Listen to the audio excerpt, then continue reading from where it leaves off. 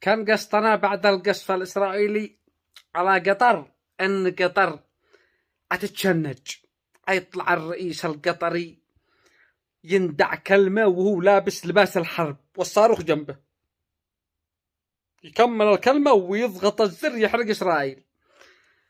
ولكن للأسف طلع المتحدث الرسمي حق قطر قال عن بكرة الصبح النيابة نبلغ على نتنياهو، قال نشتي لحاكم إسرائيل محاكمة قانونية. إسرائيل ما ينفعش معاهم القانون، إسرائيل حبسوا المحكمة الدولية والجناية، إسرائيل ما ينفع معاهم إلا تردوا بدل الصاروخ 10. قال لك حيبكروا الصبح القسم يبلغوا على إسرائيل.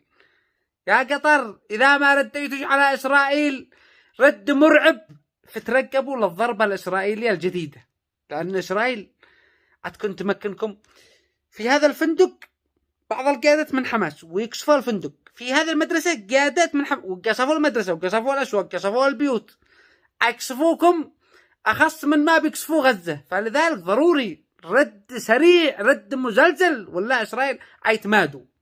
لا تظنوا أن القاعدة الأمريكية هتحميكم، القاعدة الأمريكية هي الذي بترفع الإحداثيات، القاعدة الأمريكية هي مخابرة استخبارات عليكم. الموساد الإسرائيلي قبل ما يكشف قطر اتصل لأمريكا قال احنا الآن نشتي ننفذ عملية في قطر، وهم الذي ادوا لهم الإحداثيات والأماكن ايش قصكم؟ ترامب داري بالعملية، ما نفذت إسرائيل هذه الضربة إلا وقد اتصلت بترامب، وترامب قال لهم شوفوا شغلكم. ترامب الذي اديتوا له طيارة والمليارات والدولارات والهدايا، قصفوكم بفلوسكم. هكذا العرب والمسلمين يدوا لأمريكا وإسرائيل الفلوس والمليارات والهدايا ويشتروا بها صواريخ ويدعسوكم ويقصفوكم بفلوسكم. كم قد اديتوا لأمريكا وإسرائيل فلوس والنفط والغاز والثروات أمانة أن هؤلاء اليهود استردوا الجزية الذي كان يشلها النبي والصحابة، استردوها مع الأرباح، استردوا الفلوس الذي كان النبي يشلها من بني قريظة بني قينقاع الذي كان يلاحق اليهود من شارع لا شارع، كان يدعسوا اليهود. اليوم اليهود بيدعسونا ويشلوا الجزية ويشلوا كل الخسارة الذي خسروها زمان أيام الصحابة وأيام الحروب وأيام المعارك. استردوا الفلوس دبل من المسلمين من العرب، هؤلاء الذي كل يوم إسرائيل تقصف دولة، كل يوم تقصف سوريا وتطلع قطر ندين ونستنكر القصف الإسرائيلي على سوريا، ويوم ثاني تقصف قطر ويطلعوا سوريا ندين ونستنكر القصف الإسرائيلي على قطر. والله أنكم مضحكين. ندين ونستنكر، ما معاهم إلا هذه الكلمتين،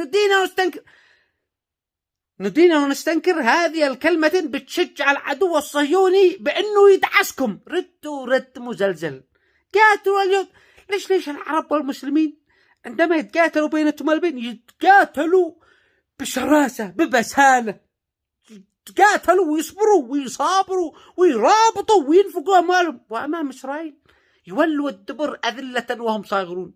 إسرائيل بتقصفكم في عقر داركم، ما بش أي رد، ما معكم لا دين واستنكر.